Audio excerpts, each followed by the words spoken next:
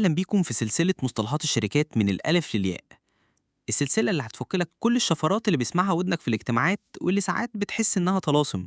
هنا هنشرح كل مصطلح بأسلوب بسيط قصصي وبأمثلة حقيقية من أرض الواقع، علشان لما مديرك يقولك اعمل SWOT أناليسز أو راجع الكي بي آي ما تبصلوش بنظرة هو بيقول إيه ده. إحنا مش بس هنقولك المعنى، إحنا هنغوص فيه ونحكي لك إزاي بيطبق في الشركات والأخطاء اللي بتحصل وإزاي تتجنبها. خليك معانا لأن السلسلة دي هتخليك تتكلم لغة البيزنس بطلاقة وتكسب احترام أي حد على الترابيزة. كاش فلو أو التدفق النقدي، نبض السيولة اللي بيحافظ على حياة شركتك. ليه التدفق النقدي أهم مما تتصور؟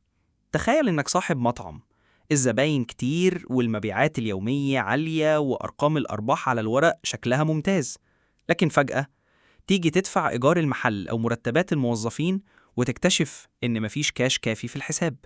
المشكلة هنا مش في المبيعات، المشكلة في التدفق النقدي.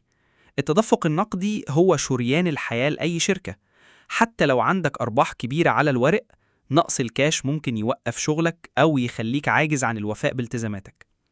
تعريف التدفق النقدي: التدفق النقدي هو حركة دخول وخروج الفلوس من الشركة خلال فترة زمنية معينة، وغالباً بيتقاس على أساس شهري أو ربع سنوي أو سنوي. هو بيجاوب على سؤالين: كام فلوس داخل الشركة من المبيعات، القروض أو أي مصادر دخل تانية؟ وكام فلوس خارجة من الشركة للموردين، الإيجارات، الرواتب، الضرائب والمصروفات التشغيلية. أنواع التدفق النقدي: أولاً، التدفق النقدي التشغيلي، ده بيعبر عن الفلوس اللي داخلة وخارجة نتيجة النشاط الأساسي للشركة زي المبيعات والمشتريات. مثال: لو شركة ملابس باعت منتجات ب500 ألف جنيه ودفعت للموردين 300 ألف جنيه، يبقى صافي التدفق النقدي التشغيلي 200 ألف جنيه. ثانياً، التدفق النقدي الاستثماري، ده بيشمل شراء أو بيع الأصول طويلة المدى زي المعدات أو العقارات. مثال: لو شركة اشترت مكنة جديدة ب100 ألف جنيه، ده يعتبر تدفق نقدي خارج في بند الاستثمار. ثالثاً، التدفق النقدي التمويلي، ده خاص بالأنشطة المرتبطة بالتمويل زي الحصول على قرض أو سداد ديون أو توزيع أرباح. مثال: لو شركة أخدت قرض 200 ألف جنيه، ده تدفق نقدي داخل في بند التمويل. الفرق بين الربح والتدفق النقدي: كتير من أصحاب المشاريع بيخلطوا بين الاتنين. الربح هو الفرق بين الإيرادات والمصروفات في التقارير المحاسبية، لكن التدفق النقدي بيقيس السيولة الفعلية المتاحة في أي وقت. ممكن تكون شركتك مربحة على الورق، لكن العملاء ما دفعوش فواتيرهم لسه، فالكاش مش موجود. أهمية إدارة التدفق النقدي: ضمان استمرارية العمل، لو عندك كاش كافي تقدر تدفع الموردين والرواتب في موعدها. التعامل مع الأزمات، وجود سيولة كافية بيديك مساحة تتحرك وقت الأزمات. اغتنام الفرص، لما يكون عندك كاش متاح تقدر تستثمر في عروض أو خصومات مفاجئة من الموردين أو تدخل في مشروع مربح بسرعة. تحسين العلاقات، الدفع في المواعيد بيحسن علاقتك بالموردين والبنوك. أسباب مشاكل التدفق النقدي: أولاً، بطء تحصيل المستحقات، العملاء يتأخروا في الدفع. ثانياً، زيادة المخزون، فلوسك متجمدة في بضاعة ما بتتباعش بسرعة. ثالثاً، المصاريف غير المخطط ليها زي أعطال المعدات أو الطوارئ. رابعاً، ضعف التخطيط المالي، مفيش توقع مسبق لحركة الكاش. خطوات إدارة التدفق النقدي بفعالية: الخطوة الأولى، المتابعة الشهرية. اعمل تقرير تدفق نقدي شهري يوضح كل الفلوس الداخلة والخارجة. الخطوة الثانية، الإسراع في التحصيل. قدم حوافز للعملاء للدفع المبكر زي خصم بسيط لو دفعوا خلال أول أسبوع. الخطوة الثالثة، التحكم في المصروفات. راجع مصاريفك وقلل أي بنود غير ضرورية. الخطوة الرابعة، الحفاظ على احتياطي نقدي. خلي دايما مبلغ للطوارئ يغطي على الأقل 3 شهور من المصروفات التشغيلية. الخطوة الخامسة، إدارة المخزون بذكاء.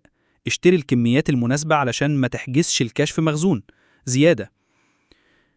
مثال من السوق المصري: ورشة نجارة كانت بتشتغل بكفاءة، لكن في نهاية كل شهر صاحب الورشة يلاقي نفسه مش قادر يدفع الإيجار.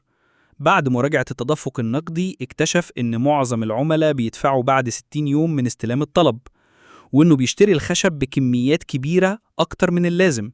الحل؟ بدأ يطلب مقدم 50% قبل بدء العمل واشترى الخشب حسب الحاجة الفعلية. النتيجة السيولة اتحسنت وبقى يقدر يغطي مصاريفه بسهولة. مثال من السوق العالمي: شركة ناشئة في مجال البرمجيات كانت بتحقق أرباح سنوية ممتازة، لكن فجأة اضطرت توقف بعض المشاريع لأن مفيش كاش كافي لدفع رواتب الفريق. السبب؟ معظم العملاء كانوا بيدفعوا على أقساط نصف سنوية، لكن الشركة عندها مصاريف شهرية ثابتة. بعد تعديل شروط الدفع وتقليل فترات التحصيل، التدفق النقدي اتحسن بشكل كبير. أخطاء شائعة في التعامل مع التدفق النقدي: أولاً، الاعتماد على القروض قصيرة الأجل لتغطية المصاريف الثابتة، ده بيزود الضغط المالي. ثانياً، عدم متابعة حركة الكاش بانتظام، فجأة تكتشف العجز.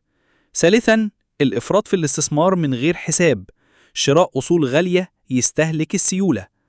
رابعاً، عدم الاحتياط باحتياطي نقدي، أي طارئ صغير ممكن يوقف العمل. استراتيجيات تحسين التدفق النقدي: أولاً، التفاوض مع الموردين لمد فترة السداد. ثانياً، تقديم عروض للعملاء مقابل الدفع المبكر. ثالثاً، تقليل دورة المخزون، يعني بتبيع أسرع من الشراء. رابعاً، جدولة المصروفات الكبيرة بحيث ما تضغطش على الكاش مرة واحدة. العلاقة بين التدفق النقدي وباقي المؤشرات: أولاً، التدفق النقدي مع الميزانية. الميزانية بتحدد الخطة والتدفق النقدي بيبين التنفيذ الفعلي. التدفق النقدي والROI: حتى لو العائد على الاستثمار عالي، ضعف التدفق النقدي ممكن يمنعك من الاستمرار. التدفق النقدي والKPI: التدفق النقدي ممكن يكون مؤشر أداء رئيسي للشركة. الخلاصة: التدفق النقدي هو المؤشر العملي لقدرتك على الاستمرار بغض النظر عن أرباحك على الورق. إدارته بذكاء مش بس بتحميك من الأزمات، لكن كمان بتفتح لك بيبان لفرص ما كنتش هتقدر تستغلها لو الكاش مش متاح. لو تجاهلته، ممكن تلاقي نفسك في موقف إنك ناجح محاسبياً لكن عاجز عن دفع إيجار الشهر الجاي. وبكده نكون وصلنا لنهاية حلقة النهاردة من سلسلة مصطلحات الشركات من الألف للياء. افتكر دايما، المصطلحات دي مش كلام إنجليزي بيتقال علشان يبان فخم. دي أدوات وأساليب لو فهمتها وطبقتها صح هتفرق معاك في شغلك وحياتك المهنية بشكل كبير. لو الحلقة دي أضافت لك حاجة، اعمل لايك واشترك في القناة وفعل الجرس علشان تتابع باقي السلسلة. واكتب لنا في التعليقات ايه أكتر مصطلح كان جديد عليك أو كنت فاهمه غلط قبل كده. استناني في الحلقة الجاية ومعها الزتونة جديدة من عالم البيزنس.